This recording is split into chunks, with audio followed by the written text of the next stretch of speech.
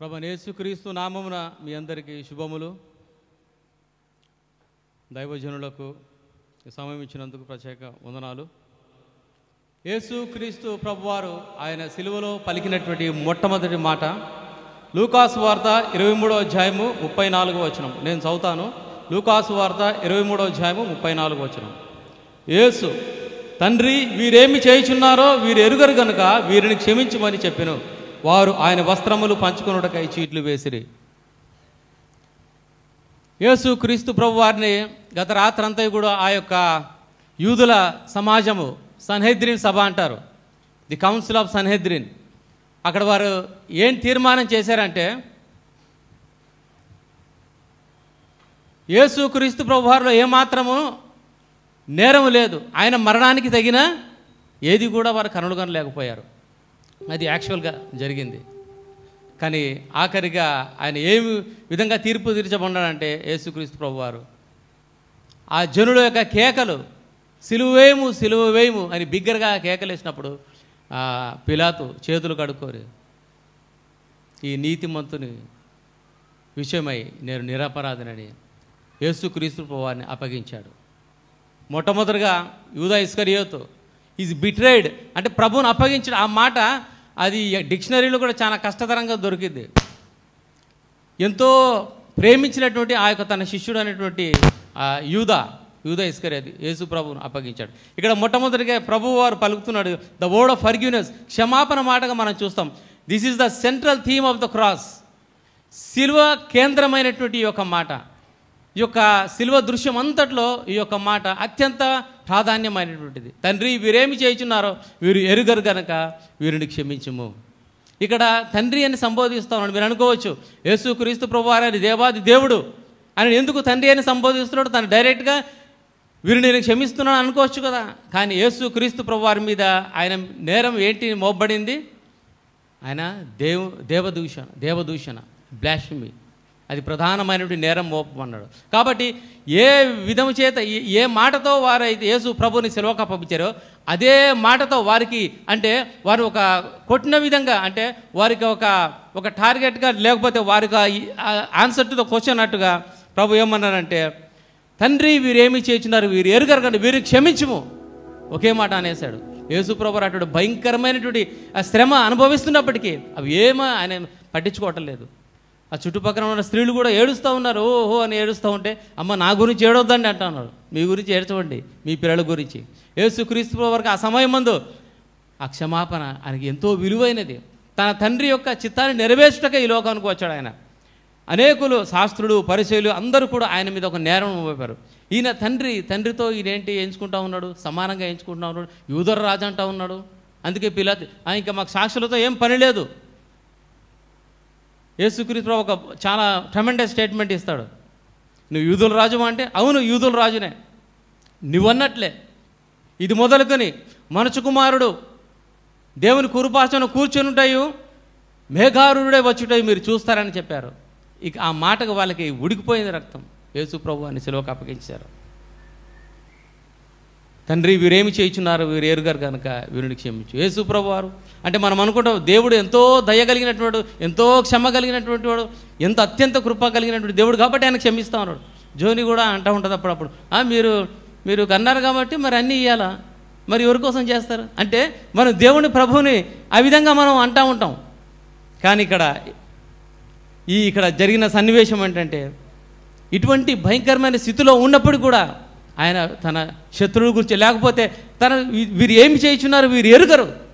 ఇక్కడ ఎవరెవరు వీరు అంటే యేసు క్రీస్తు ప్రభువారు ఆ సిలువలో ఉండడానికి కారణమైన వారందరూ కూడా ఇంక్లూడింగ్ జూడాస్ ఇస్కరియోత్. యేసు క్రీస్తు ప్రభువారు అన్నారు వీరేమి చేయుచున్నారు వీరు ఎరుగరు కానీ వీరిని క్షమించు. అంతే అయిపోయింది. యేసు క్యాన్సిల్ చేశాడు. ఈ క్యాన్సిల్ ద డెబ్ట్, ఆయన రుణాన్ని మాఫీ చేశాడు. యేసు క్రీస్తు ప్రభువారు అన్నట్లుగా ఆయన పరలోక ప్రార్థన నేర్పాడు కదా, మారణములు క్షమించిన ప్రకారం మా యొక్క రుణములు క్షమించమని అన్నాడు. తర్వాత మీ పరలోకమందున మీ తండ్రి మీ అపరాధములను క్షమించినట్లుగా మీరు ఒకరి యొక్క అపరాధములు మీరు క్షమించుకున్నాడు. ప్రభువారు ఇవన్నీ కూడా నేర్పారు. కాబట్టి ఆయన ఏదైతే నేర్పాడో అవన్నీ చేశాడనమాట యేసుక్రీస్తు ప్రభువారు.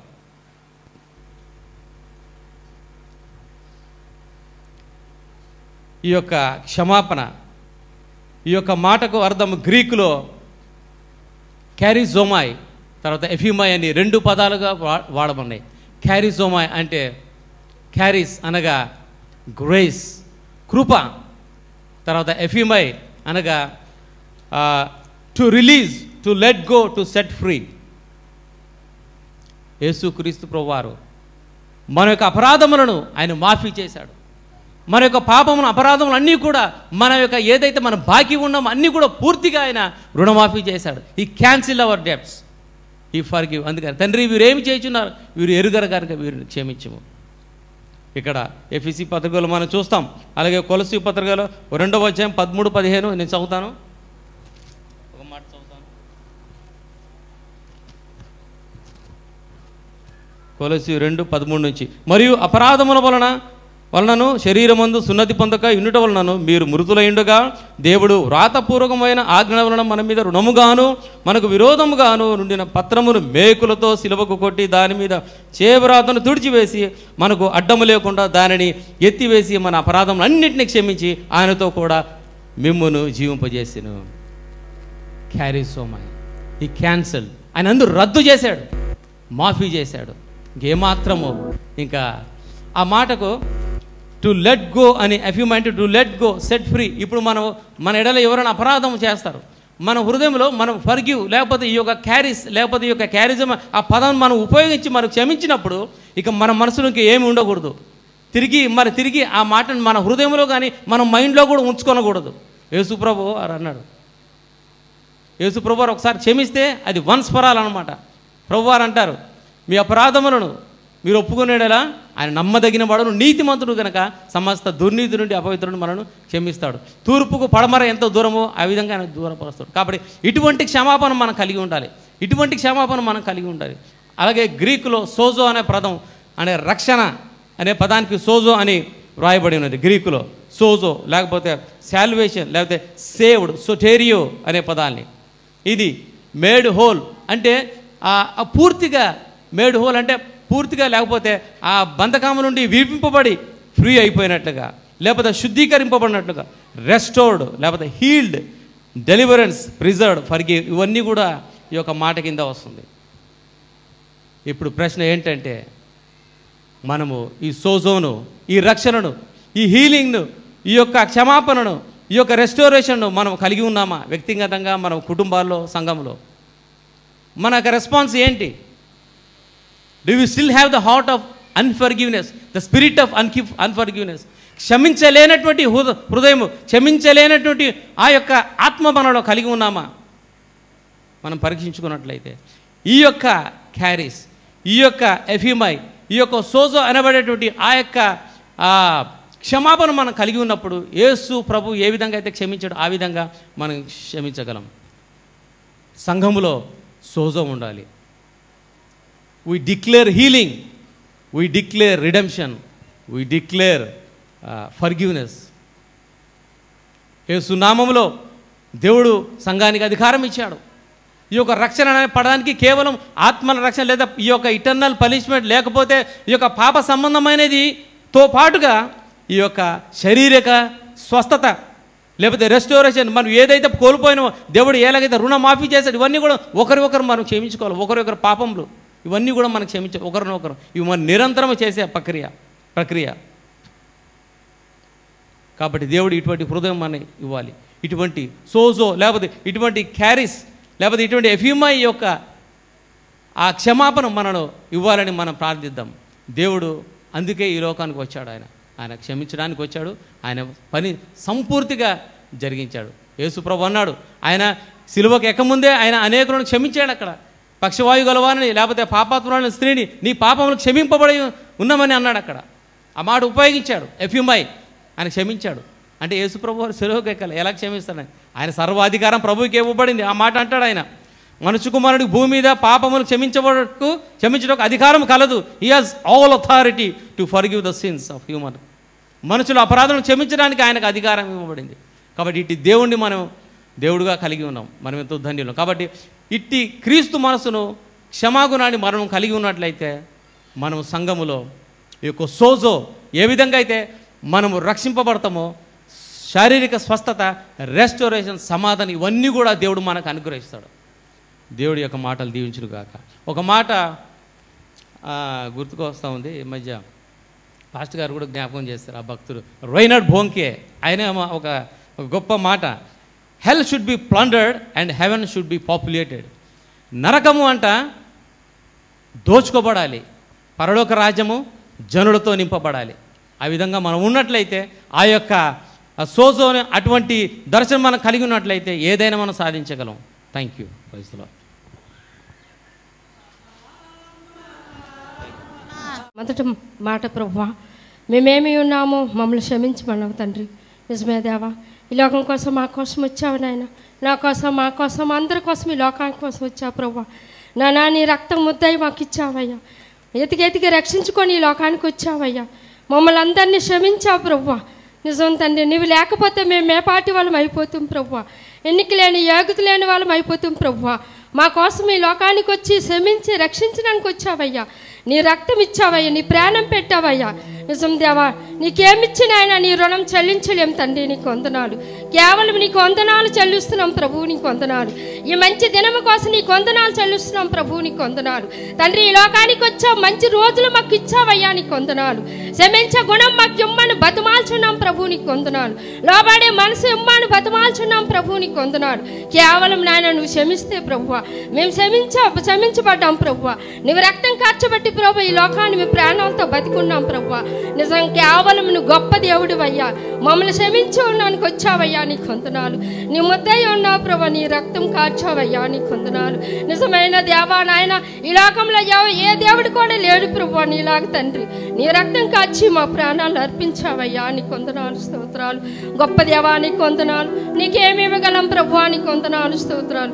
ఇంకా యారు మాట్లాడిన బిడ్డలు కూడా దీవించి నీ భద్రత నాయన, జ్ఞానం ఆలోచనతో పలికే మాటల్లో నాయన, వాగ్దానాలు నేను చేసిన దేవుడు నాయన ప్రభు, నెరవేర్చిన వాడు కాబట్టి నాయన, ఈ 7 మాటల్లో 1వ మాట ఇవ్వడానికి సహాయం చేస్తావు, నీకు వందనాలు. ఇంకా 6 మాటలు కూడా దీవించి ఆస్వాదించిన ఆయన అభిషేకించమని బతిమాలుతూ ఈ చిన్న ప్రదేశం చున్నాను తండ్రి. ఆమేన్.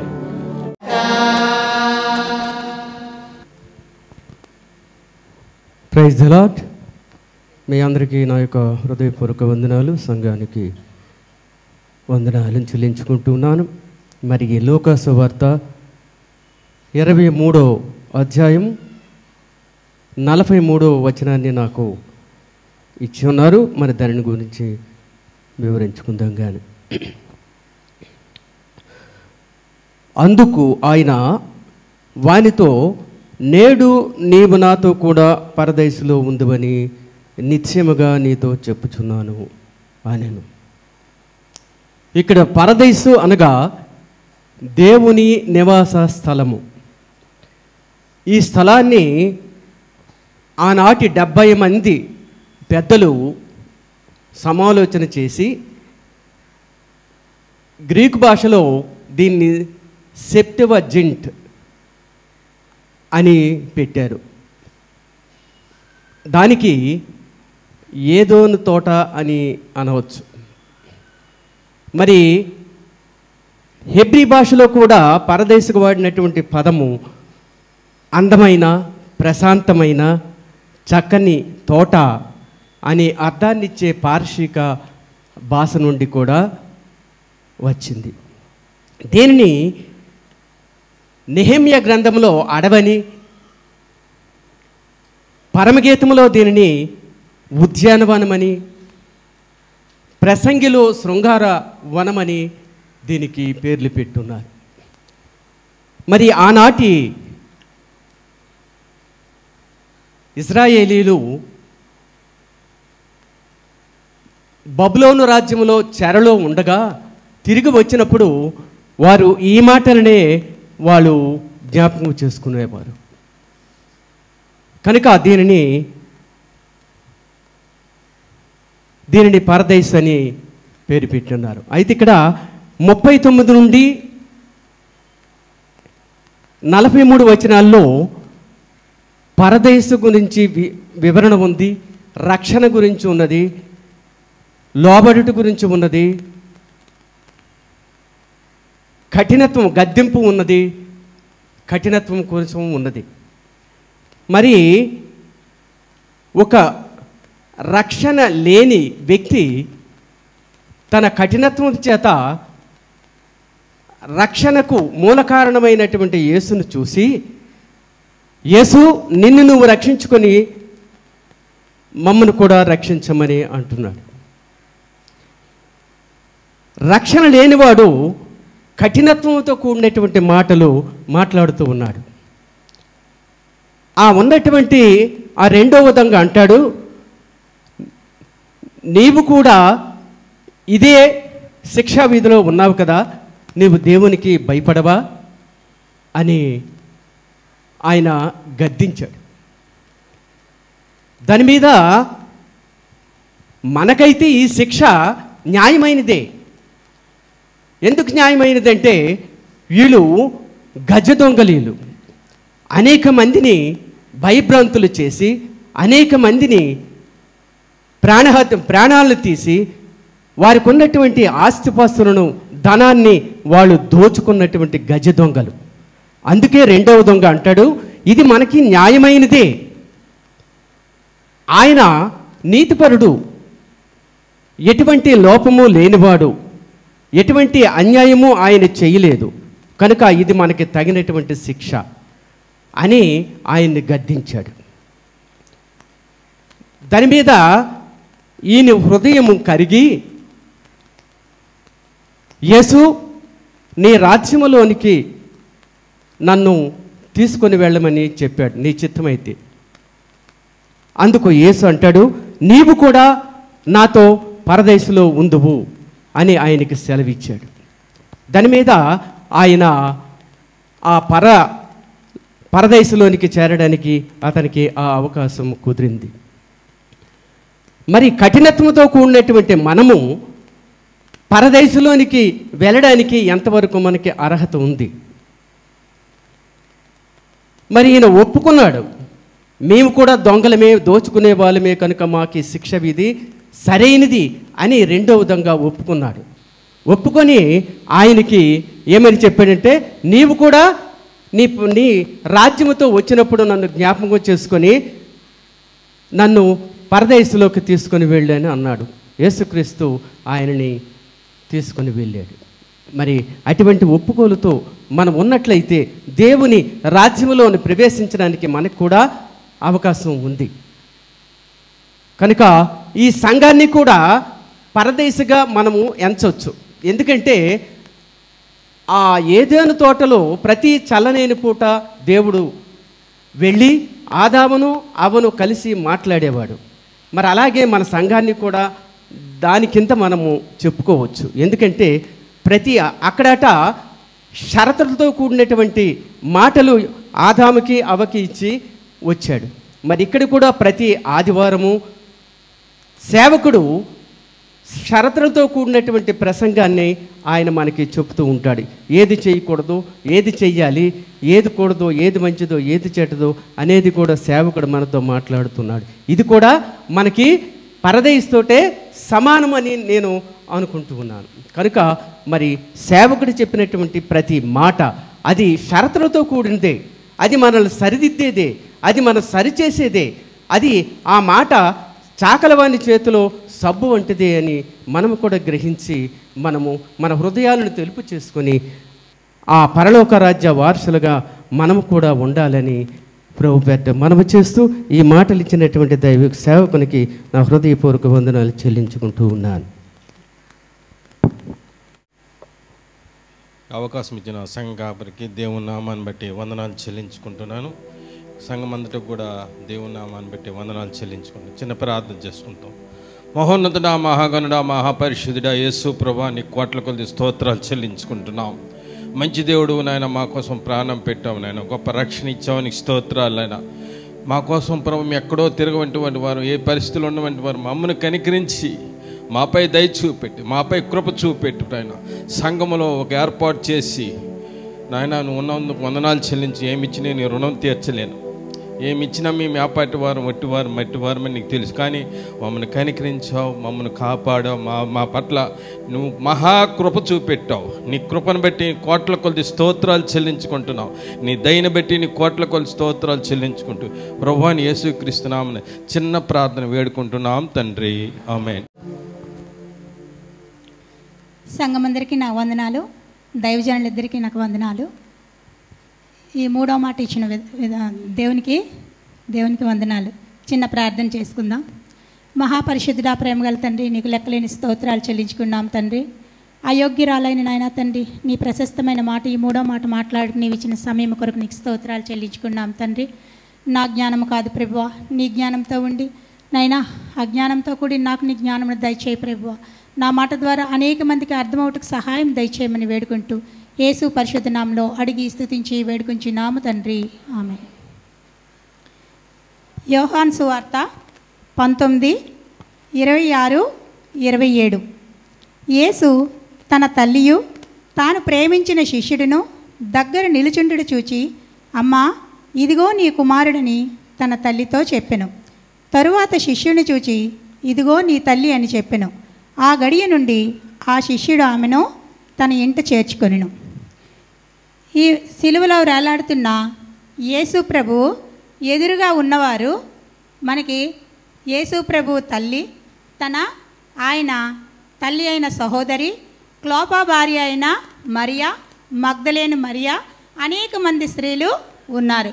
కానీ అలానే శిష్యులు కూడా చాలామంది ఉన్నారు. ఉన్నప్పటికీ యేసు ప్రభు ఎవరిని చూశారు? తన తల్లి అయిన మరియను చూశారు. అలాగే ఆయన్ను ప్రేమించిన శిష్యుడు యోహానును చూసి ఈ మాట పలికారు, అమ్మా, ఇదిగో నీ కుమారుడని తన తల్లితో చెప్పారు. ఎవరి గురించి? యోహాను గురించి. అలాగే ఇదిగో నీ తల్లిని యోహానికి తన తల్లిని గురించి అప్పచెప్పెను. అయితే మనము ఈ మాటలో చూసినట్లయితే ప్రేమ, బాధ్యత రెండు కనిపిస్తున్నాయి. ఏ తల్లి అయినా సరే దైవపుత్రుడు తన పాదాల దగ్గర మరియ కూర్చొని, యేసు ప్రభు గారు మరియ పాదాల వద్ద కూర్చొని విలపిస్తుంది. మనం కూడా మన బిడ్డలకి చిన్న గాయమైతే తహతలాడిపోతాం, అంతే కదా. రాత్రులు నిద్రపడడం, జ్వరం వచ్చింది అంటే తల్లి ఆ రోజంతా అందరికీ అర్థమైందే కదా, మనందరం అనుభవించిందే. ఏ తల్లి అయినా సరే తన బిడ్డలకి చిన్న గాయమైనా భరించలేదు. అటువంటిది దైవపుత్రుడు తన తల్లికి తన బిడ్డని చూస్తూ ఇంత ఏ పాపము ఎరుగని ఇంత అన్యాయపు తీర్పు పొందుతున్నాడని, భూమినైతే నాగటితో ఏ విధంగా దున్నపడుతుందో తన శరీరాన్ని అంతగా దున్నబడిన ఆ గాయపు గాయాలని చూసి రక్తపు చెమటనే రక్తముగా కారుస్తున్న ఆ బిడ్డని చూసి తన గుండె ఎంతగా బ్రద్దలైపోతుందో. అయితే మనకి యెరూషలేముకి యేసు ప్రభు పుట్టిన వెంటనే ఆ శిశువుని తీసుకొని యెరూషలేముకి యోసేపు మరియా వచ్చారు. అక్కడ సిమియోన్ అనే ప్రవక్త ఉండేవాడు. అప్పుడే అతను లూకా సువార్త 2:35లో మనం చూసినట్లయితే, నీ హృదయంలో ఖడ్గము దూసుకొని పోతుందని అప్పుడే మరియకి ఆ యాజకుడు చెప్పాడు. ఆ శిశువు పుట్టడం గురించి ఆ ప్రవక్త ఎదురు చూశాడనమాట.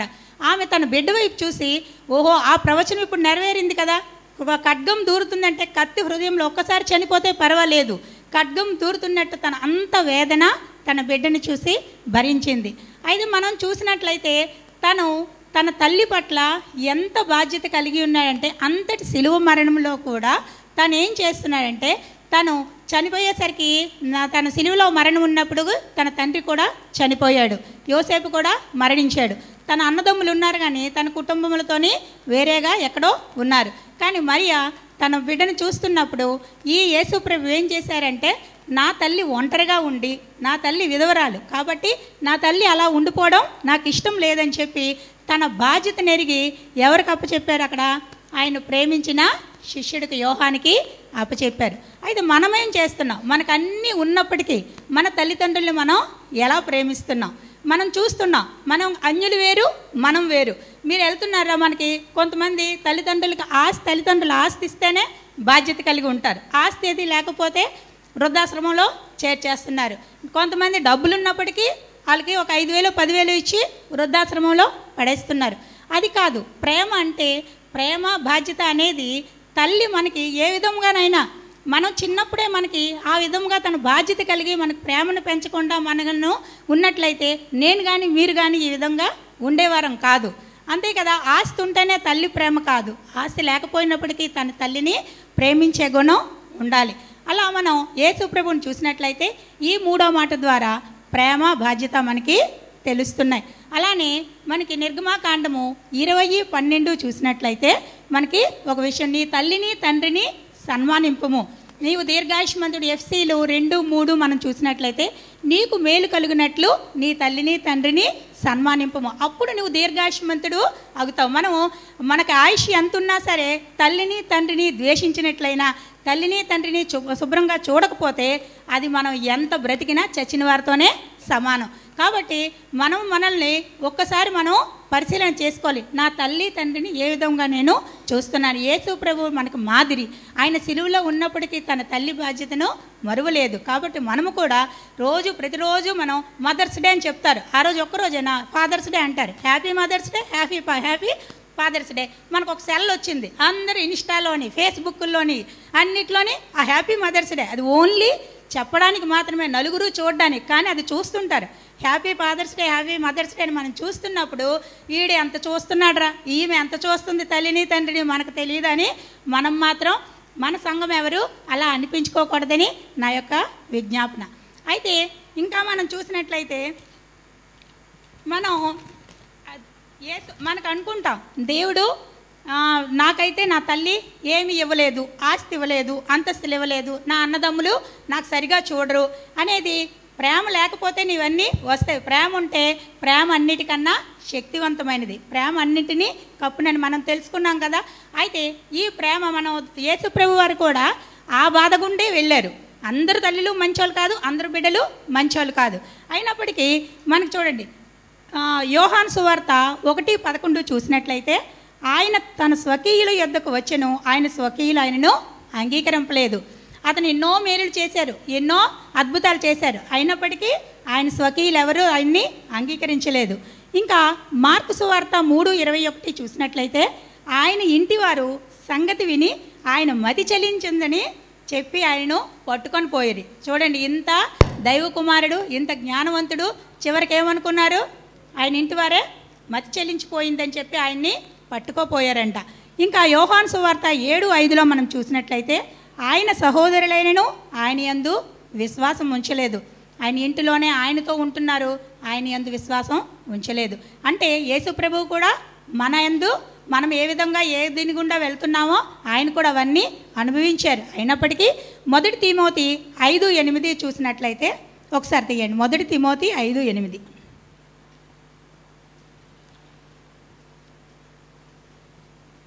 ఎవడైనను స్వకీయులను విశేషంగా తన ఇంటి వారిని సంరక్షింపకపోయిన ఎడల వాడు విశ్వాస త్యాగం చేసిన వాడై అవిశ్వాసి కన్నా చెడ్డవాడై ఉండును.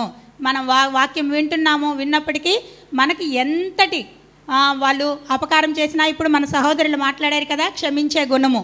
కాబట్టి మన తల్లైనా తండ్రైనా బిడ్డలైనా ఎవరైనా సరే సహోదరులైనా మన యందు ఎటువంటి చెడు తలంపులు ఉన్నప్పటికీ వారిని క్షమించే గుణం మనం కలిగి ఉండాలి. అలా మనం సంరక్షించకపోయిన ఎడల ఎలాంటి వాళ్ళము?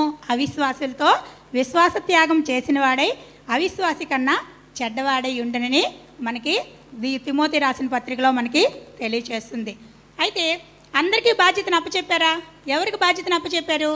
యోహానికే బాధ్యతను అప్పచెప్పారు. యోహాను శిష్యులందరిలో కన్నా చిన్నవాడు, ఆయన్ని ఎక్కువగా ప్రేమించేవాడు అనమాట, ఆయనకి దగ్గరగా ఉండేవాడు.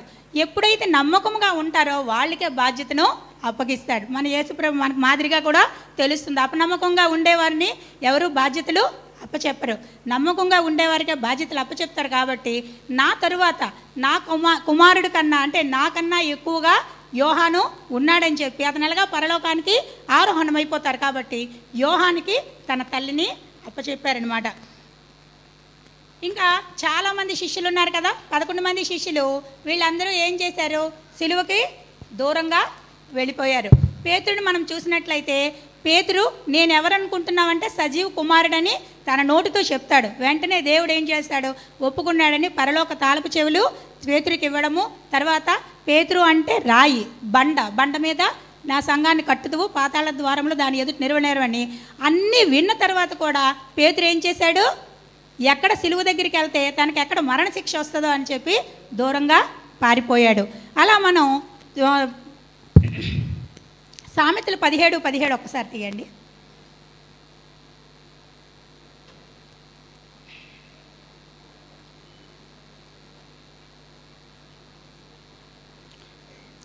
నిజమైన స్నేహితుడు విడువక ప్రేమించును, దుర్దశలో అట్టివాడు సహోదరుడుగా ఉండును. మిగతా వాళ్ళందరూ వెళ్ళిపోయారు, కానీ పేతురు ఎలా ఉన్నాడు?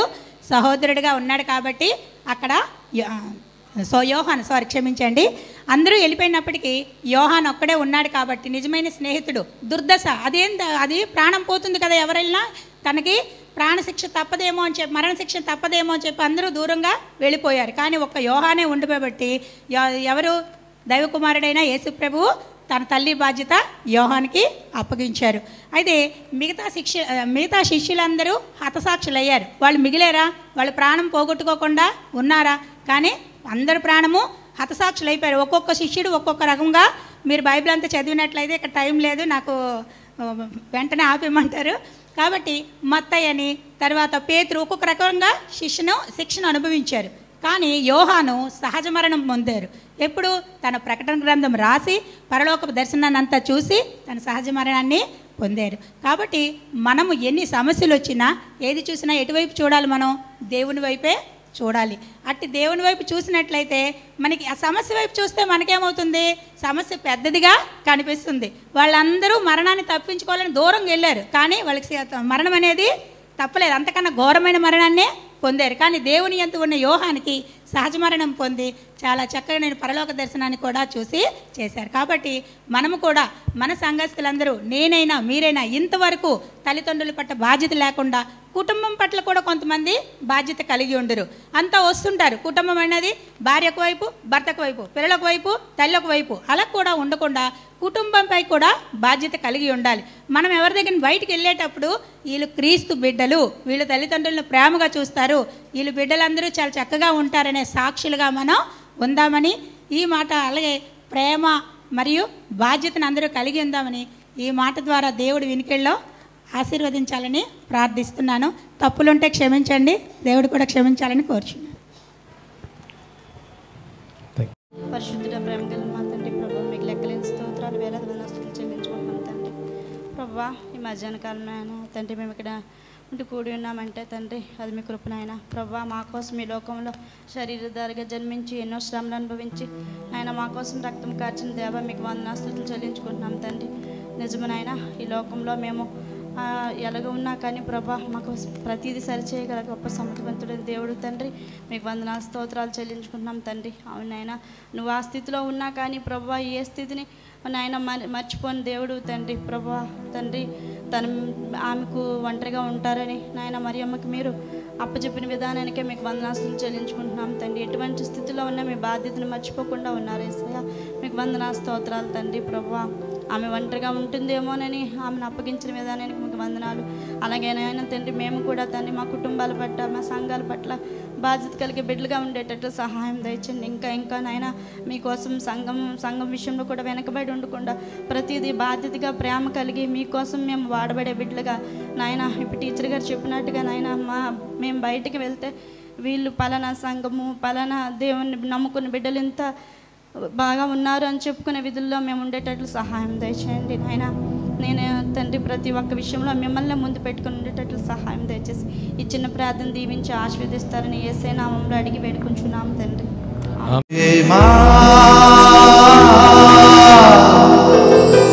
ఇది యేసు ప్రేమ,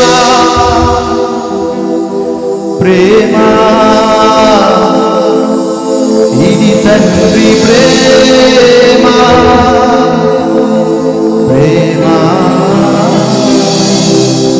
ఇది ప్రాణమిచ్చిన ప్రేమ, కలువరి ప్రేమ,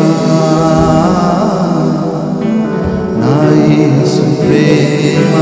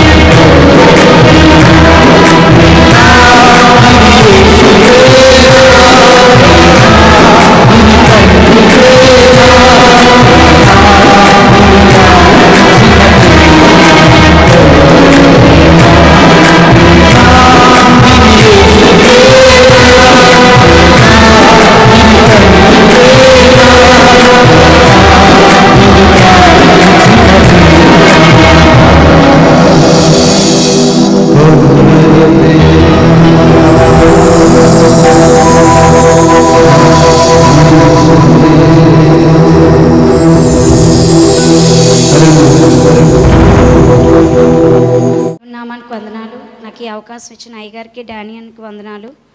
అయితే ఇంతవరకు సెలవులో 7 మాటల్లో 3 మాటలు ధ్యానం చేసుకున్నాం. ఇప్పుడు 4వ మాట ధ్యానం చేసుకుందాం. మత్తయి సువార్త 28వ అధ్యాయం 46వ వచనం చదువుకుందాం. ఇంచుమించు 3 గంటలప్పుడు యేసు ఏలీ ఏలీ లామా సబక్తాని అని బిగ్గరగా కేక వేసెను.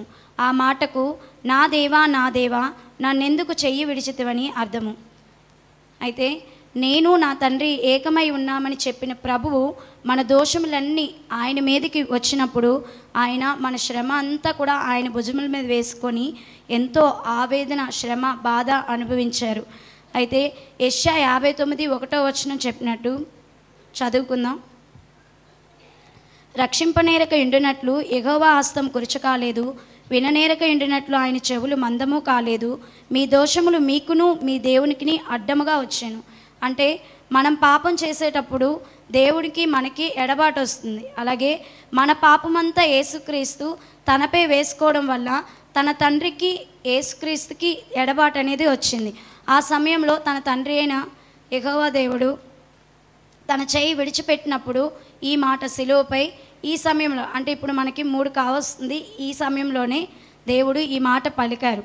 ఏలీ ఏలీ లామా సబక్తాని అనగా నా దేవా నా దేవా నా చెయ్యి ఎందుకు విడిచితివి అని మనం చూస్తున్నాము. అయితే 3 గంటల సమయంలో ఈ మాట బిగ్గరగా కేక వేసి పలికారు. అయితే మత్తయి సువార్త 27వ అధ్యాయంలో 47వ వచనం కూడా చూసుకుంటే అక్కడ చాలామంది అక్కడ దగ్గర ఉన్న జనమంతా కూడా ఏలి ఏలి అంటే అతను ఏలియాను పిలుస్తున్నాడేమో అని అనుకున్నారంట. కానీ ఏలియాను పిలవటం కాదు. అయితే కీర్తన గ్రంథం 22వ అధ్యాయం 1వ వచనంలో ఈ మాట స్తుతి కీర్తనగా ఉంది. నా దేవా నా దేవా నన్నేలా చేయి విడిచితివి అని చెప్పి దేవుడు దావీదు ఈ స్తుతి కీర్తన అనేది చేశారు. అంటే తను నిస్సాయ స్థితిలో ఉండేటప్పుడు తను కూడా దేవుని యందు ఈ స్తుతి కీర్తన అనేది తను పాడారు. అయితే యేసుక్రీస్తు కూడా తన తండ్రి చేయి విడిచిపెట్టిన ఈ సమయంలో యేసుక్రీస్తు కూడా ఈ మాటని స్తుతి కీర్తనగా తన తండ్రికి స్తుతి చేశారని మనం గమనించాలి. అయితే ఇక్కడ దేవుణ్ణి స్తుతించడం అనేది మొదటిగా మనం గమనించాలి. అయితే రెండో విషయం, అయితే యేసుక్రీస్తు ఈ లోకంలో జీవించినంత కాలం కూడా తన తండ్రిని చాలా చోట్ల తండ్రి తండ్రి అని సంబోధించేవారు. అంటే తండ్రి, నా తండ్రి చిత్తము, లేదా నా తండ్రి కుడి పార్శ్వమున, లేదా నా తండ్రి చిత్తం జరిగించడానికి ఈ లోకానికి వచ్చాను, నా తండ్రి రాజ్యం అని చాలా చోట్ల తండ్రి తండ్రి అనే పిలిచేవారు.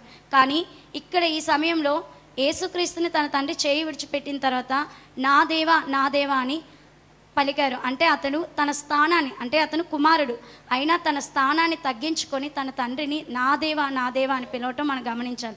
అంటే ఇక్కడ రెండో విషయం, దేవుని యొక్క తగ్గింపును మనం గమనించాలి. ఆయన చాలా తగ్గించుకున్నారు.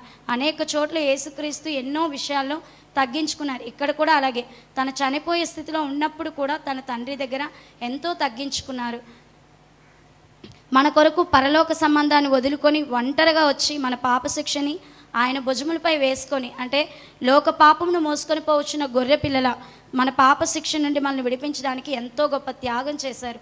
అంటే ఇక్కడ తండ్రి కుమారుడైన యేసుక్రీస్తు ఇద్దరూ కూడా త్యాగం చేశారు మన కోసం.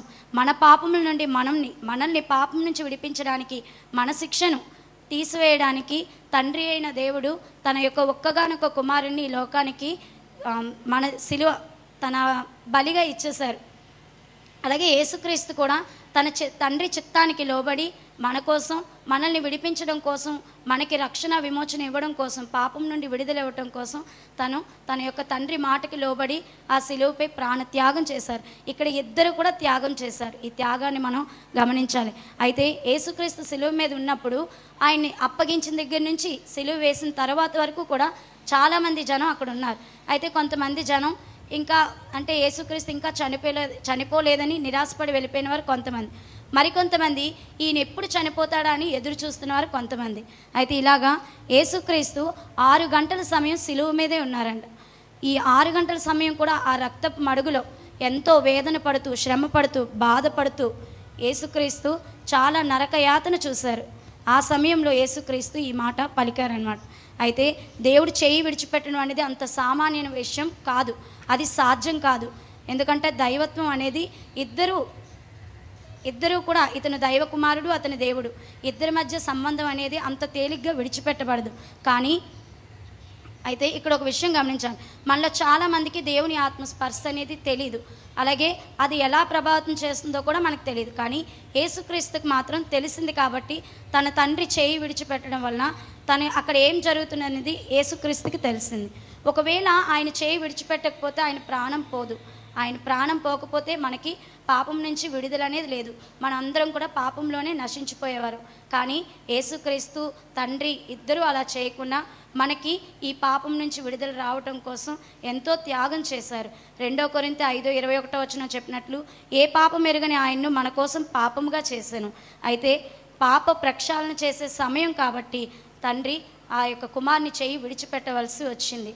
అయితే యేసుక్రీస్తు అప్పగింపబడక ముందు ఇప్పుడు డానీ అని చెప్పారు గెత్సెమనే తోటలోని, తండ్రి ప్రార్థన చేయడం, తండ్రి సాధ్యమైతే ఈ గిన్నె నా ఎదురు నుండి తొలగిపోనిమ్ము, అయినను నా ఇష్ట ప్రకారం కాదు నీ చిత్త ప్రకారమే కానిమ్మని ప్రార్థించారు.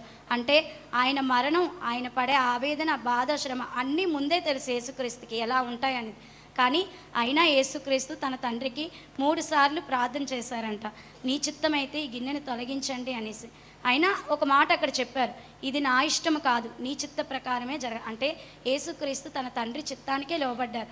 అడిగినా సరే తన చిత్తమే జరగాలి, తన తండ్రి చిత్తమే జరగాలని దేవుడు కోరుకున్నారు ఇక్కడ. సో అలాగే జరిగింది. ఒకవేళ అలా జరగకపోతే మనకి పాపం నుంచి విడుదల లేదు. కానీ అది జరగాలని తండ్రి చిత్తం కాబట్టి ఆ సమయంలో ఆయన చేయి విడిచిపెట్టవలసి వచ్చింది. ఇంత గొప్ప విషయాలు తెలియక మనం ఈ లోకంలోని ఇంకా పాపులుగానే అంటే కొన్ని విషయాలు తప్పిపోతూనే ఉన్నాము. చాలామంది రక్షణ తీసుకుంటున్నారు, కానీ రక్షణ తీసేసుకున్నాను, ఇంకా పర్వాలేదు, నేను ఎలా జీవించినా పర్వాలేదు, నేను పరలోకానికి వెళ్ళిపోతాను, ఎందుకంటే నా శిక్ష అంతా కూడా ఆయన శిలువలో భరించేశారు కాబట్టి నేను పరలోకానికి వెళ్ళిపోతాను, నాకు ఏ శిక్ష ఉండదని చాలామంది ఇంకా అనేక స్థితుల్లో తప్పిపోతూ ఉంటున్నారు. అయితే ఇంకా మనము మారాలి. మన కోసం దైవ సేవకులు అనేక సార్లు మీటింగ్లు పెట్టి, ఆదివారపు ఆరాధన, స్త్రీల కూటములు, యవ్వన కూడికలు, యవ్వనస్తుల సభ అన్నీ పెట్టి కూడా మనకి ఎన్నిసార్లు వాక్యం చేత హెచ్చరిస్తూనే ఉంటున్నారు. ఎందుకంటే ఒకవేళ ఇక్కడ యేసుక్రీస్తుని తన తండ్రి అయిన దేవుడు చేయి విడిచిపెట్టడం వల్ల ఎంత ఘోరమైన శ్రమ అనుభవించారో మనం చూస్తున్నాం. అలాగే మనం ఒకవేళ మన చేయి యేసుక్రీస్తు విడిచిపెడితే మనకి ఎలాంటి శ్రమ వస్తుంది, మనం ఎలాంటి మహా ఉగ్రతలోనికి వెళ్ళిపోతామో అది ఊహించడానికి కూడా చాలా కష్టంగా ఉంటుంది. కాబట్టి ఇప్పటికైనా మనం ఏ స్థితిలో తప్పిపోతున్నామో ఆ యొక్క పరిస్థితిని సరిచేసుకొని ఈ దినమే సరి చేసుకోవాలి.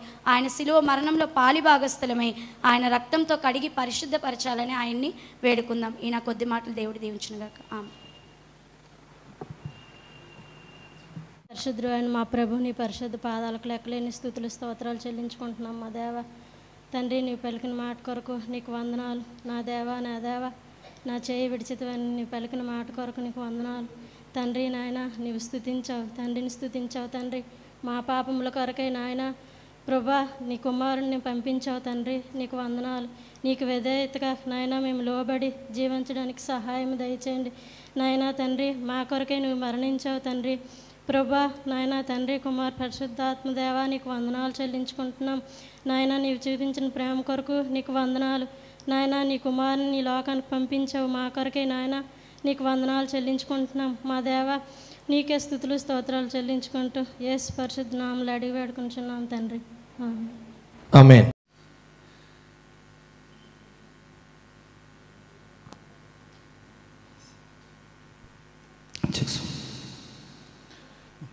ప్రకృతి అసలు సహకరించట్లేదు నాకు.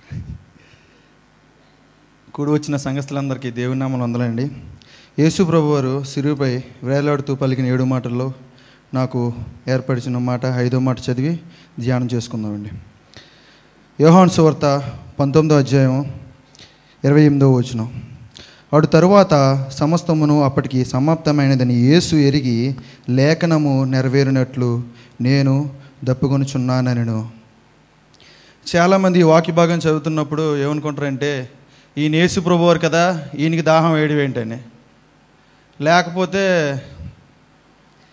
యేసు ప్రభు గారు దాహం తాగి ఇంకా బ్రతికేయాలన్న ఆశ ఉంది ఏంటి, మన పాపం కోసమే కదా యేసు ప్రభు వారు వచ్చారు, మరి చనిపోయే ముందు ఎందుకు దాహం అని అడుగుతున్నారని. ఆ సమయంలో నువ్వో నేను వెళ్ళి యేసు ప్రభు వారికి ఇదిగో ప్రభు దాహం తీర్చుకొని నీళ్ళిస్తే ఇంకా బ్రతికేద్దామని కాదు, ఇంకా కాసేపు ఉందామని కాదు. కానీ మనం ఆలోచన చేస్తే అరణ్య మార్గంలో ఇశ్రాయేలు ప్రజలకు బండను చీల్చి దాహం తీర్చిన దేవుడు, ఆకాశ వాకిలను విప్పి జనముల్లో నీళ్ళు నింపిన దేవుడికి దాహం వేయడం ఏంటని.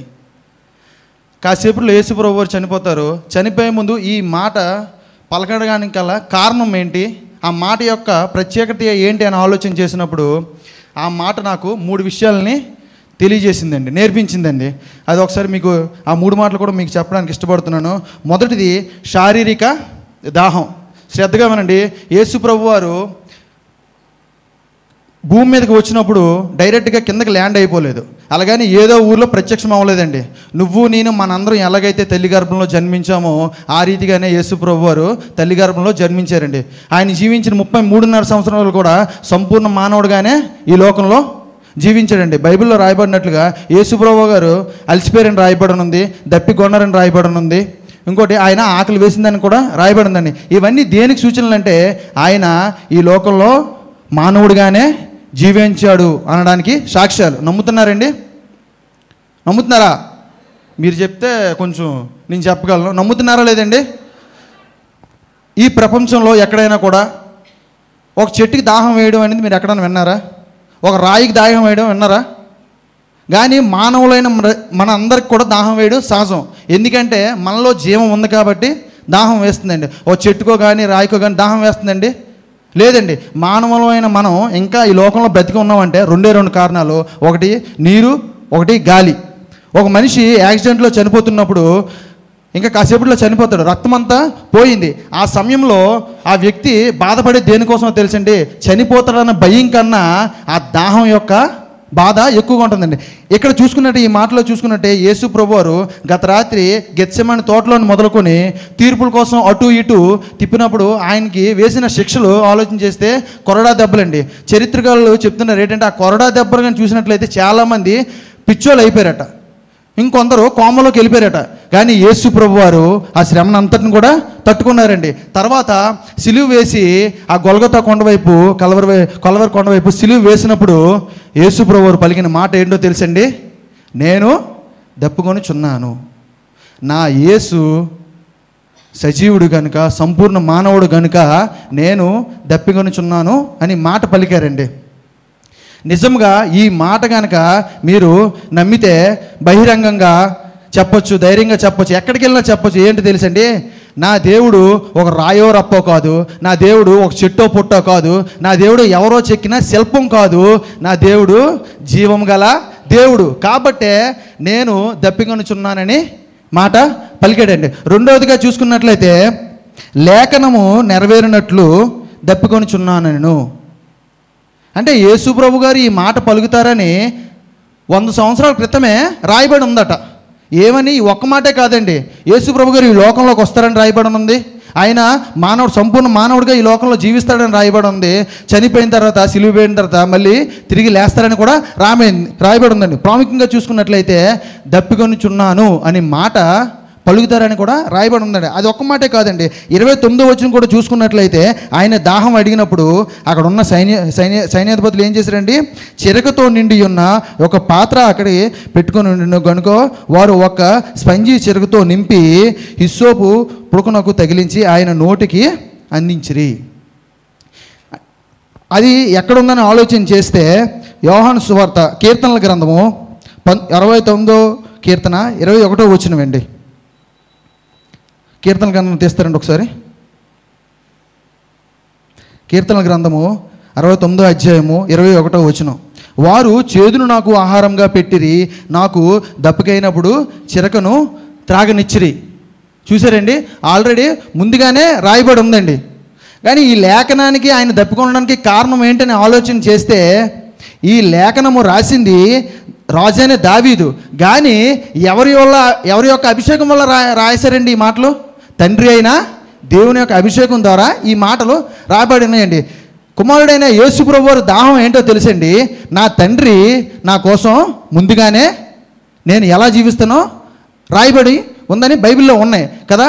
ఆయన దాహం ఏంటో తెలుసా, నా గురించి రాసిన ప్రతి ఒక్క లేఖనము కూడా తప్పకుండా నెరవేరాలి అన్న దప్పిక ఇక్కడ మనకి యేసుప్రభువులో కనిపిస్తుందండి. చూసారండి, మనం అక్కడ నేర్చుకోవాల్సింది ఏంటంటే కమిట్మెంట్. యేసుప్రభువుకి కమిట్మెంట్, ఆయన ఆసక్తి, పట్టుదల. చూస్తే నా తండ్రి నా కోసం అనుకున్న ప్రతి ఒక్క లేఖనం కూడా నెరవేరాలి. తర్వాత ఎందుకంటే మత్తయి సువార్త 5:18 ఒకసారి చూడండి. మత్తయి సువార్త 5:18 ఇంటికి వెళ్తారు చదవండి. ఆకాశం భూమి గతించిపోయిన కానీ ధర్మశాస్త్రమందు నెరవేరు వరకు దాని నుండి ఒక పొల్లైనను ఒక సున్నైనను తప్పిపోదని నిశ్చయంగా మీతో చెప్తున్నాను. చూసారండి, తండ్రి అయిన దేవుడు రాసిన ఏ ఒక్క మాట కూడా బైబిల్ నుంచి తప్పిపోకూడదండి. ఎందుకంటే నా తండ్రి అవమానపడకూడదు, నా తండ్రి సిగ్గుపడకూడదు. కాబట్టి ఎంత శ్రమ అయినా నేను అనిపిస్తానో, అందుకే ఈ లేఖనాలు నెరవేరాలని యేసు ప్రభు వారు దప్పికొంటున్నారండి. మూడవదిగా చూసుకున్నట్లయితే మనుష్యులమైన మన పాపాల కొరకు ఆయన పడుతున్న దప్పిక. మనుషులమైన మనందరం పాపులే కదండి, లేదా కోపం వస్తుంది ఎవరికైనా. ఎందుకంటే మరి కోపం వచ్చినా ఏమొచ్చినా నేనేం చేయలేను. ఎందుకంటే లోకంలో ఉన్న ప్రతి ఒక్కరు కూడా పాపులేనండి. ఎందుకంటారా, నిజంగా కానీ పాపం లేకుండా ఒక్క మనిషి ఉన్నా కూడా యేసుప్రభు వారు ఈ భూలోకంలోకి రారండి. అది ఖచ్చితంగా చెప్పగలం. ఎందుకంటే ఒక్కరైనా కూడా ఏ పాపం లేకుండా యేసుప్రభు వారు ఈ భూమి మీదకి వచ్చేవారు కాదండి. ఎందుకంటే మీకు బైబిల్లో కూడా రాయబడింది, రోమీయులకు రాసిన పత్రిక 3:23 ఉంటుందండి. ఏ భేదము లేదు, అందరూ పాపము చేసి దేవుడు అనుగ్రహించు మహిమను పొందలేకపోతున్నారు. చూసారండి, ఏ ఒక్కరు కూడా లేరండి, అందరూ పాపము చేసి ఉన్నారండి. అయినా యేసు ప్రభు వారిని ఎందుకు అన్ని శ్రమలు, ఎందుకు అంత బాధ అనుభవించారంటే మనం పొందవలసిన బాధ ఆయన పొందారండి. మనం ఆ దెబ్బలు మనం తట్టుకోగలమండి, కానీ యేసుప్రభు వారు తట్టుకున్నారండి. యేసుప్రభు వారు తట్టుకున్నారు. ఎందుకంటే మనం రక్షణ పొందాలని, మనం దప్పి కొనకూడదని యేసుప్రభు వారు కొన్నారండి. ఇక్కడ చూసుకున్నట్లయితే ఇంకోరు అడిగారు ఏంటంటే, ఆ దాహం అన్నాడు కదా, యేసుప్రభు వారిది కదా, అక్కడ ఆయన అవసరం కదా అనుకోవచ్చు, అంతే కదా. యేసుప్రభు వారు శిలువ మీద అడుగుతున్నారు దాహం అని, అంటే యేసుప్రభు వారిది కదా అవసరం అక్కడ. యేసుప్రభు గారు అవసరం అవునండి? కాదండి.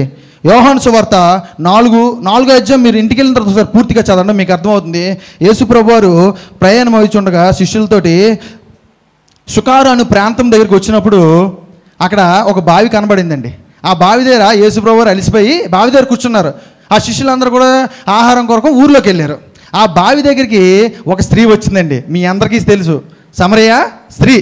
ఆ సమరయ స్త్రీ మిట్ట మధ్యాహ్నం నీళ్ళ కోసం పరిగెట్టుకుని వస్తుందట.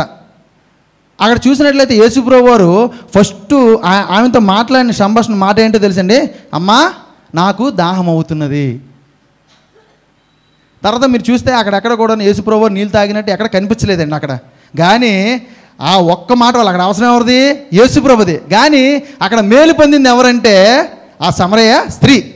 ఆ సమరయ స్త్రీ మేలు పొందింది. పాపం చేయడానికి ఆ బావి దగ్గరికి వస్తున్న ఆమె ఇప్పుడు యేసుప్రభు ఇచ్చిన దాహాన్ని తీసుకొని రక్షింపబడి ఊర్లోకి పరిగెట్టిందండి. రక్షింపబడింది, సువార్త చేయడానికి ఊర్లోకి పరిగెట్టింది. ఇప్పుడు చెప్పండి, ఎవరి దాహం? మనం ఆ యేసుప్రభు వారు ఇచ్చిన దాహం కానీ తీసుకుంటే మనం ఎప్పటికి కూడా దప్పికొనం. అందుకు యేసుప్రభు వారు బతిమలాడుతున్నారు దాహం అని. ఎందుకో తెలియదు, యేసుప్రభు వారు ఎంత గొప్పవారో తెలుసండి. మనల్ని రక్షించడానికి ఇది కింద నరకం అయితే ఇంకా ఇక్కడ పడిపోతాం అనగా చెయ్యి పట్టుకుంటారు. ఎందుకో తెలుసా, ఈ నరకంలోకి వెళ్ళిపోతే బాధపడతాడని. నాయనా వస్తావా, దప్పికొంటున్నాను నీకోసం, వస్తావా అంటే ఆడ అంటాడట, లేదయ్యా నాకు ఈ లోకమే ఇచ్చిన దప్పికి చాలు, నీ దాహం వద్దయ్యా అంటాడు. సరే ఇల్లు అంటాడు. వెళ్ళిన తర్వాత ఎలాగుంటుందో తెలుసండి, సీన్ రివర్స్ అయిపోద్ది. బైబిల్లో చూసుకున్నట్లయితే ధనవంతుడు ఇలాగే డబ్బు హోదా ఇవన్నీ చూసుకొని విర్రవీగాడట, తినడం తాగడం సుఖించడం. అలాగే ఈ లాజరు అనే వ్యక్తి కూడా ఇంటి బయటే ఉండేవాడట. ఆ ధనవంతుడు వేసిన రొట్టు ముక్కలు తింటూ సంతోషపడేవాడు, తృప్తి పడేవాడు. సమయం రానే వచ్చింది, లాజరు జబ్బుతో ఉన్నాడుగా చనిపోయాడండి. తర్వాత కొన్ని రోజుల తర్వాత వెళ్ళాడండి ధనవంతుడు. ఎక్కడికి వెళ్ళాడు? ఇక్కడ డ్యాన్సులు చిందులేసి ఎలా చూసేవాడు, ఇలాగ అనేవాడు, చేతులు ఎత్తేవాడు కాదు.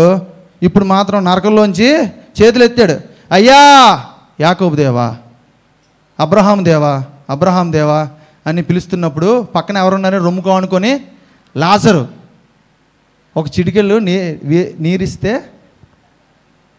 అంటే ఇక్కడ బతిమలాడుతున్నాడు. ఆ పరిస్థితి మనకు రాకూడదని యేసు ప్రభు వారు దప్పికొంటున్నారండి. నేను దప్పికొనిచున్నాను, మనం ఆ పొజిషన్లోకి, ఆ నరకంలోకి వెళ్ళకూడదని యేసు ప్రభు వారు దప్పిగా కొనుచున్నారండి. తర్వాత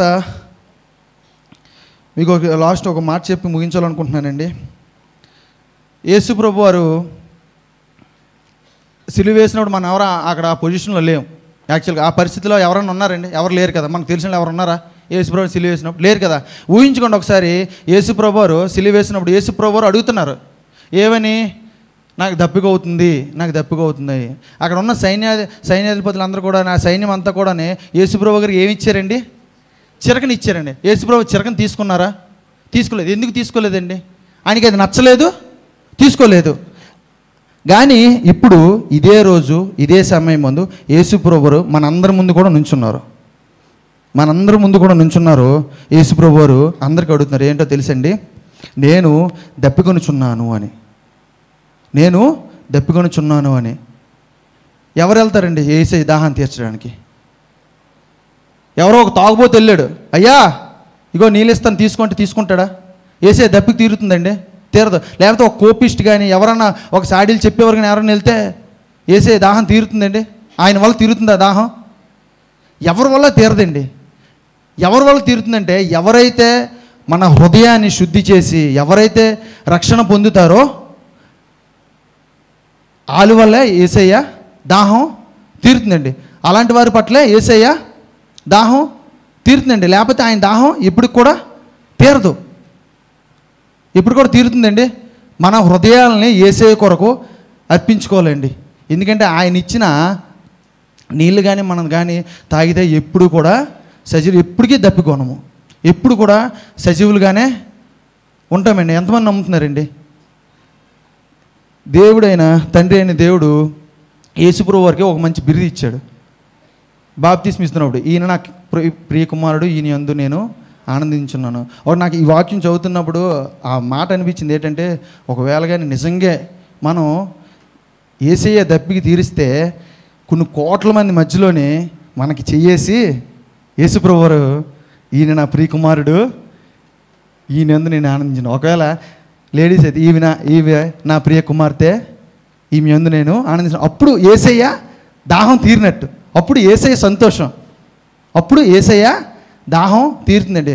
మనందరం కూడా అట్టి విధంగా ఉండాలని నేను ఈ మాటలు ముగించుకుంటున్నానండి. తప్పులుంటే క్షమించండి.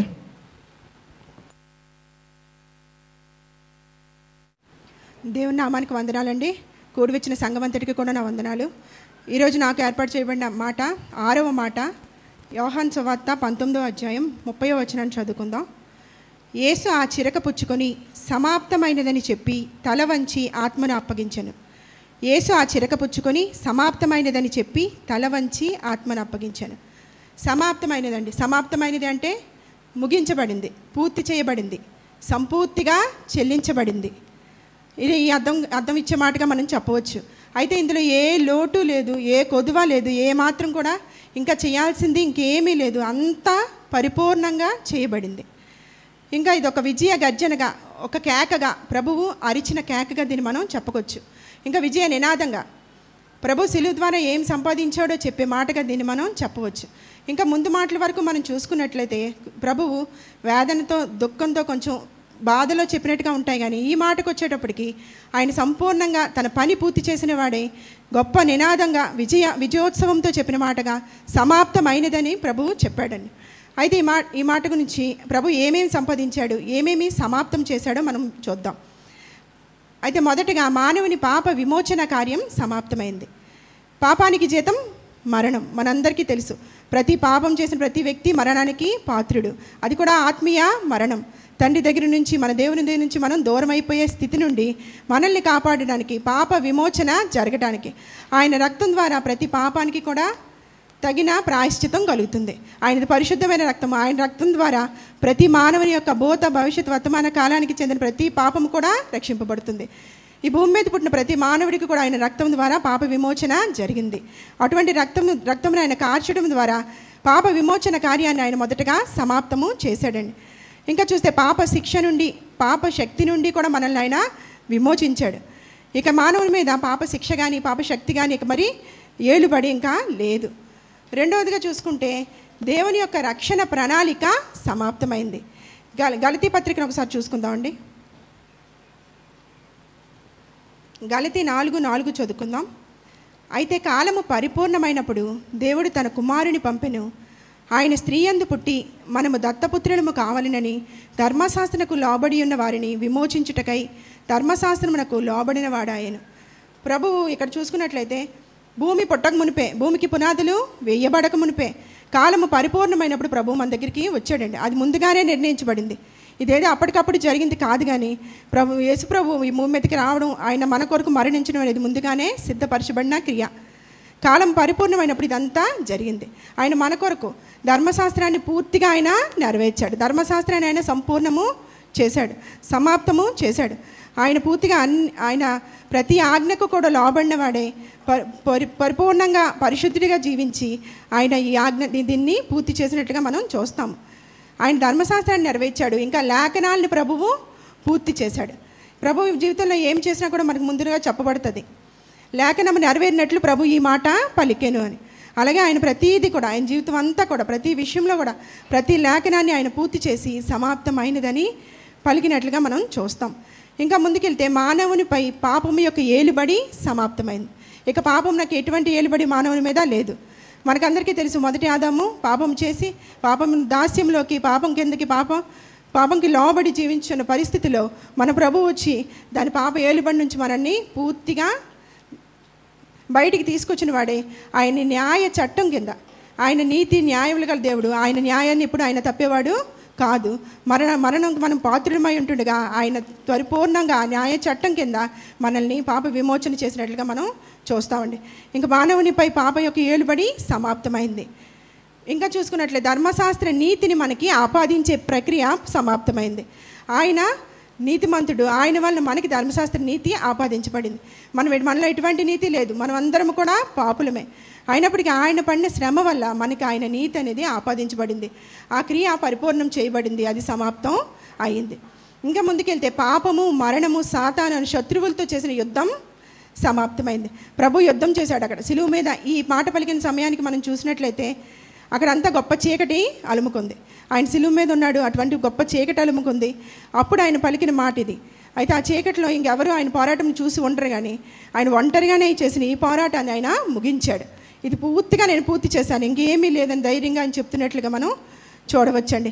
ఇంకా మానవునికి దేవునికి మధ్య ఒక సమాధాన పరిచే క్రియ పూర్తి చేయబడింది. ఇక్కడితో మానవునికి దేవునికి ఒక మధ్య వారధిగా మనం దేవుని దగ్గరికి సరాసరి వెళ్ళడానికి ఒక అవకాశంగా ప్రభు దీన్ని చేసినట్లుగా మనం చూడవచ్చండి. ఇంకా చూసుకున్నట్లయితే సాతానుని నిరాయుధులుగా చేసి కొలస్సీ 2:15 చూద్దాం.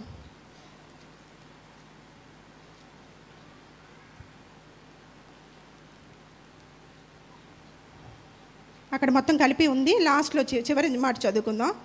ఆయన ప్రధానులను అధికారులను నిరాయుధులుగా చేసి సిలువ చేత జయోత్సవముతో వారిని పట్టి తెచ్చి బాహాటముగా వేడుకకు కనుపరిచెను అని ఉంది.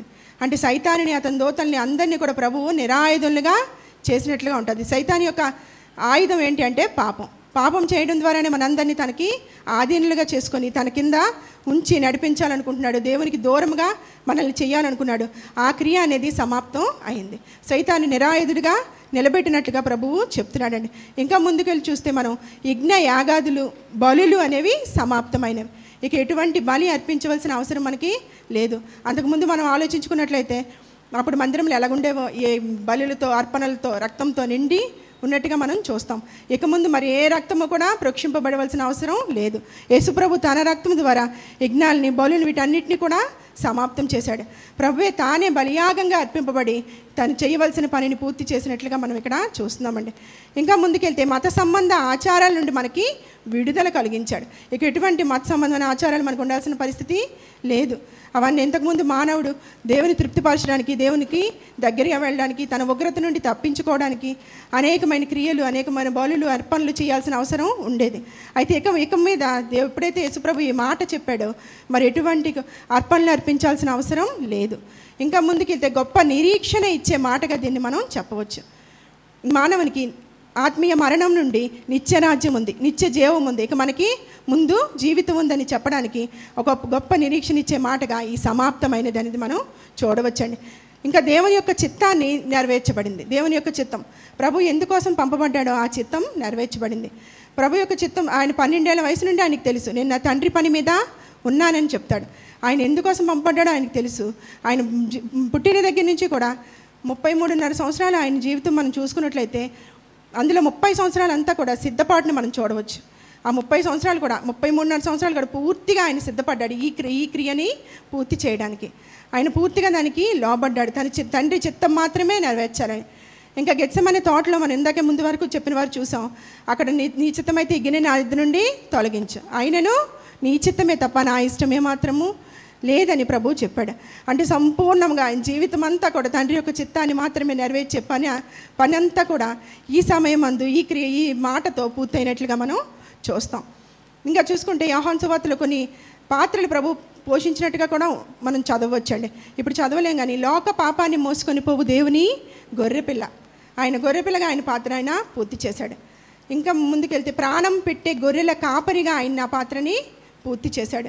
ఇటువంటి ఎన్నో పాత్రలు మన ప్రభు పోషించి మానవులతో కలిసి జీవించాలనే తండ్రి ఆశని ఆయన తీర్చినట్లుగా మనం ఇక్కడ చూస్తామండి.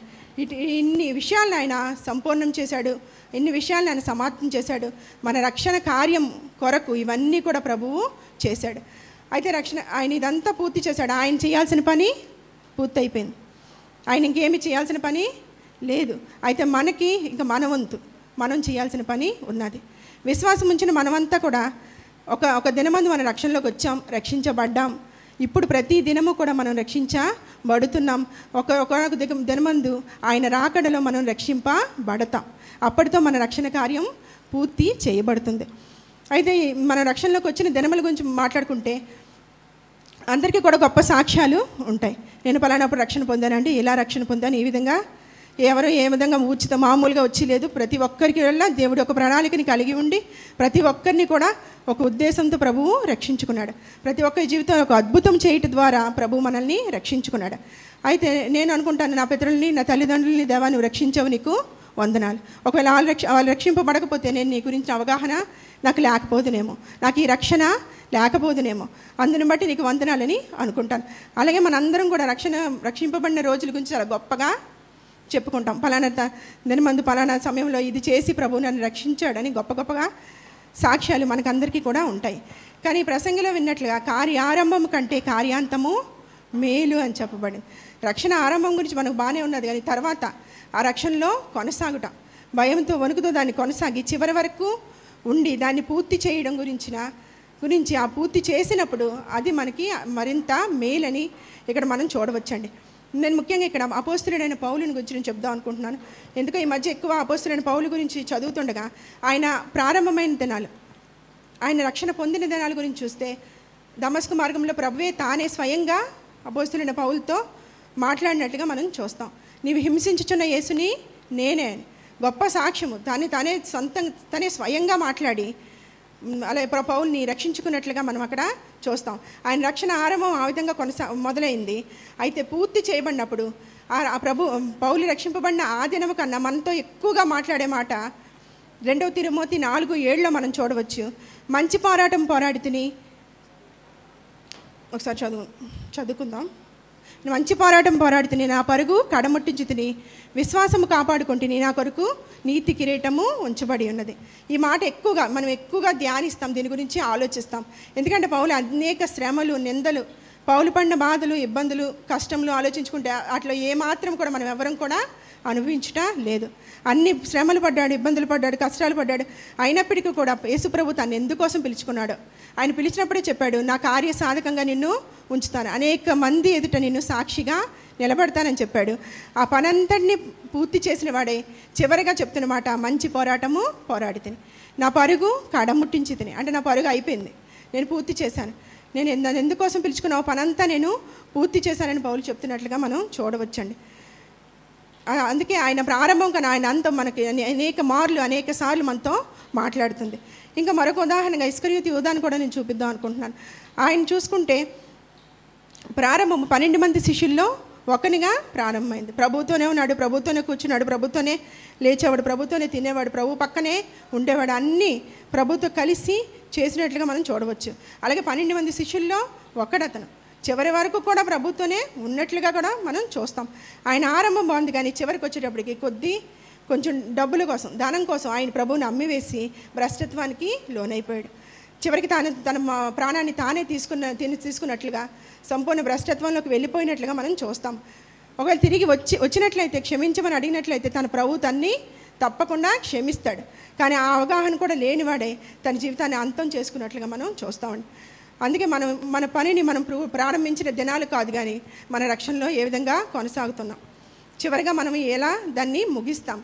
ఆ దినమందు ప్రభువు చేత మన తలాంతుల ఉపమానంలో మనం చూసుకున్నట్లయితే మన పనిని మనం పూర్తి చేసిన వానికి బలా నమ్మకమైన మంచి దాసుడా అని ప్రభువు పిలిచాడు. ఆ పిలుపుతో మన జీవితము పూర్తయినట్లయితే అంతకన్నా మేలు, అంతకన్నా మన జీవితానికి సార్థకత మరొకటి లేదండి. అయితే ఈ తలాంతుల ఉపమానం గురించి ఆలోచించినప్పుడు 2 తలాంతులు గల వాళ్ళకి 5 తలాంతులు గలవానికి కూడా ప్రభు అన్న మాట బలా నమ్మకమైన మంచి దాసుడా. అంటే తనకి ఇచ్చిన పనిలో నమ్మకంగా చివరి వరకు కొనసాగితే అది ఎంత పనైనా కూడా ఆయన పిలిచే మాట బలా నమ్మకమైన మంచి దాసుడా. అలాగే మనకి పని ఉంది, మన సంఘానికి కూడా పని ఉంది. మనందరికీ కూడా ముందుగా ఆయన ఒక సత్కార్యాలు నిర్ణయించాడట. మనం ఏం చేయాలో, ప్రతి దినము కూడా మనం ఏ విధంగా జీవించాలో, ఎటువంటి పరిస్థితి అయినా కూడా మన పరిస్థితులు బాగున్నప్పుడు అందరం బాగానే ఉంటాం. పరిస్థితులు మారగానే మన బాధ్యతలు, మన పనులు అన్నీ కూడా మనం పక్కన పెట్టేస్తాం.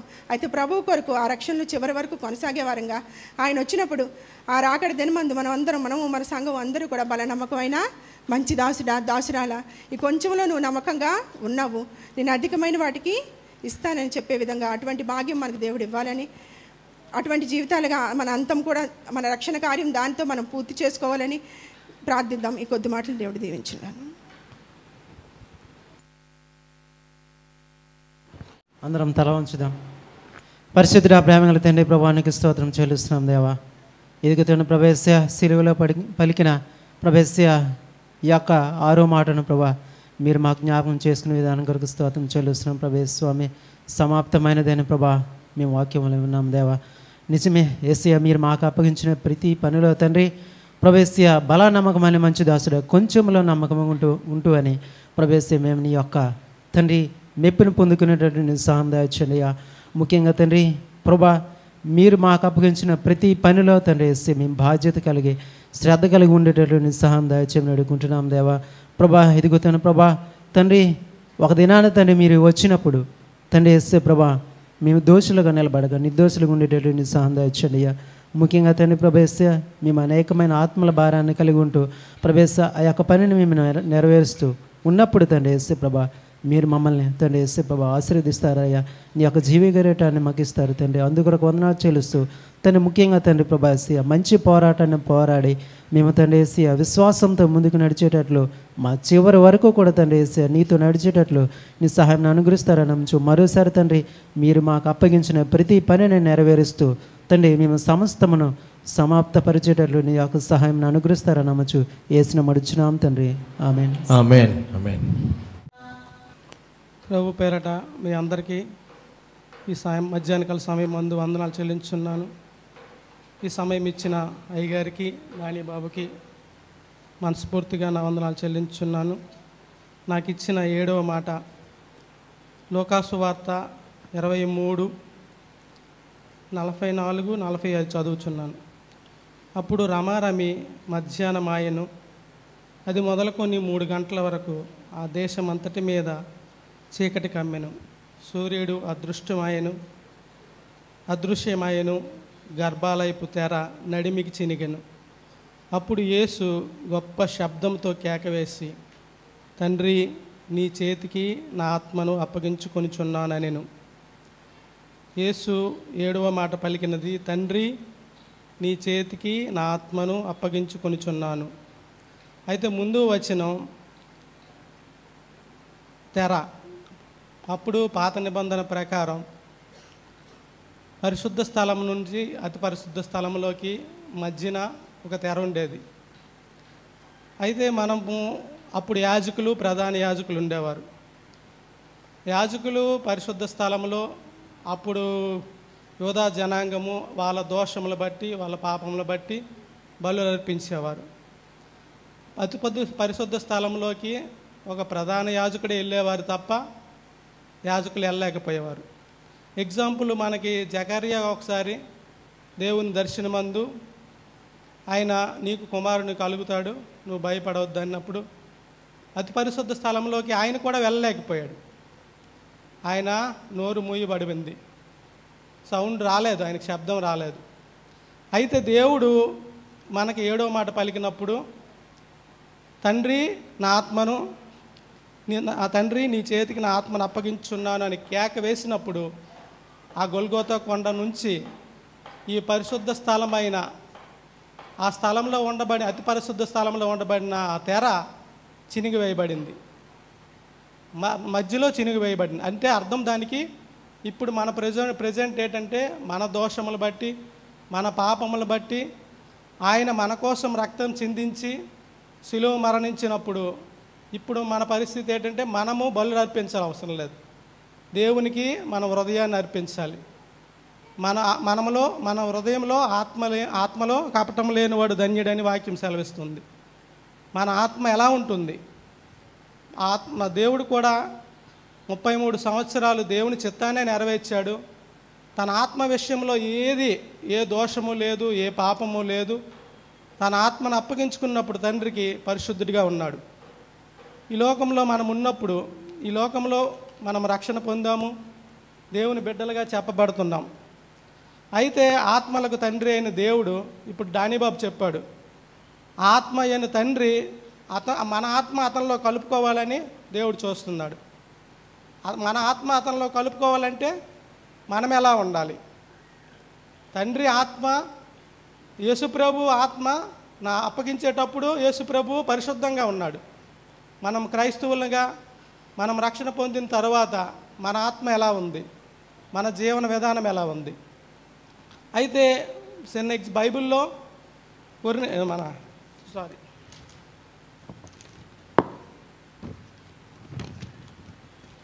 స్టెఫను గురించి అపోస్తుల కార్యములు 7:59.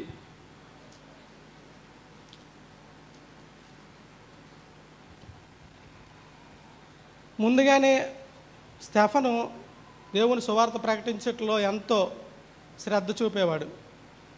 అయితే స్టెఫను అతన్ని పట్టణపు వెలుపలికి రప్పించి వెళ్ళగొట్టి రాళ్లతో చంపినప్పుడు ఈ మాట చెప్తాడు, ప్రభువును గూర్చి మొరపెట్టుచు, యేసు ప్రభువా నా ఆత్మను చేర్చుకొనుమని స్టెఫను పలుకుచుండగా వారు అతనిని రాళ్లతో కొట్టిరి. యేసు ప్రభువుని స్టెఫను వేడుకుంటున్నాడు, తండ్రి నా ఆత్మను నీకు అప్పగించున్నానని. అయితే స్టెఫను మరణము ఎంతో శ్రేష్టమైనది. తండ్రి కుడిపార్శ్వమందు ఎంతో ఆనందం కలిగింది స్టెఫను మరణం వల్ల. ఆయన ఆత్మను అప్పగించేటప్పుడు ఆయన పరిశుద్ధంగానే ఉంచాడు. ఆయన సువార్త ప్రకటించుచూ చనిపోయాడు. మన జీవితాలు కూడా మనం ఎలా ఉన్నామని ఆలోచించాలి. స్టెఫను వలె మనం ఆత్మను అప్పగించేటప్పుడు ధైర్యంగా చెప్పగలుగుతున్నామా? ఒకవేళ రేపే మనకు మరణం సంభవించినప్పుడు తండ్రి నా ఆత్మను అప్పగించున్నానని ఎలా చెప్పగలుగుతున్నాం? మనము ఇష్టానుసారంగా జీవించి చెప్తున్నామా, లేకపోతే దేవునికి ఇష్టంగా జీవించి చెప్పగలుగుతున్నామా? మనలో దేవుడు చెప్తున్నాడు, ఆయనలో అసలు ప్రజలందరూ తీర్పు తీర్చినప్పుడు కూడా ఆయనలో ఏ కపటం లేదు, ఏ దోషం లేదు, ఏ పాపం లేదని తీర్పు తీర్చిన రాజే చెప్తున్నాడు. మన జీవితంలో కూడా మన గ్రామం గురించనే కాదు, దేవుని దృష్టికి తీర్పు తీర్చబడాలంటే మనం ఎలా ఉంటున్నాం? మనం ఆత్మను అప్పగించుకునేటప్పుడు మనలో పరిశుద్ధత ఉన్నదా, మనలో నీతి ఉన్నదా, మనలో యథార్థత ఉన్నదా? మొన్న అయ్యగారు చెప్పారు, పొజిషన్ హోలీనెస్, బిహేవియర్ హోలీనెస్. ఆ రెండు మనం కలిగి ఉన్నామా లేదా? ఆత్మీయతలో పరిశుద్ధత, జీవన విధానంలో పరిశుద్ధత, నడవడికలో పరిశుద్ధత, ప్రవర్తనలో పరిశుద్ధత. పరిశుద్ధత కలిగి జీవించినప్పుడు మనకు నిజంగా మరణం సంభవించే రోజులు వచ్చినప్పుడు మనం ఆత్మను అప్పగించగలుగుతున్నామా దేవుడికి? తండ్రి, నా ఆత్మను నేను అప్పగించున్నాను అన్నప్పుడు దేవునికి సంతోషకరంగా ఉంటుందా లేదా? ఒకసారి మన ఆత్మలు పరిశీలించుకోవాలి. అయ్యగారు మత్తయి సువార్త 5వ వచనం, 5వ అధ్యాయం 1వ వచనం.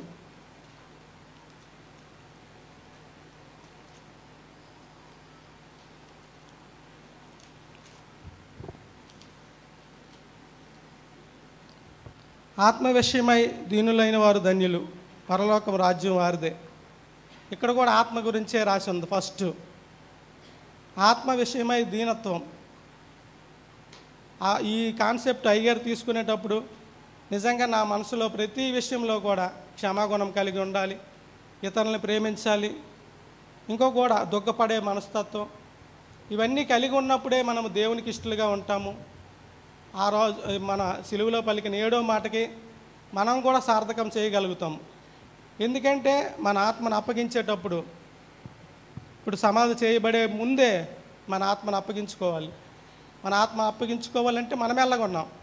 తండ్రి చిత్తాన్ని కుమారుడు ఎలా నెరవేర్చబడి చివరిగా ఆత్మను ఎలా అప్పగించుకున్నాడో మనం కూడా అటువంటి రీతిలో ఉండాలి. మరొక వాక్యం చెప్తాను. పేతురు 2:25. 1 పేతురు 2వ అధ్యాయము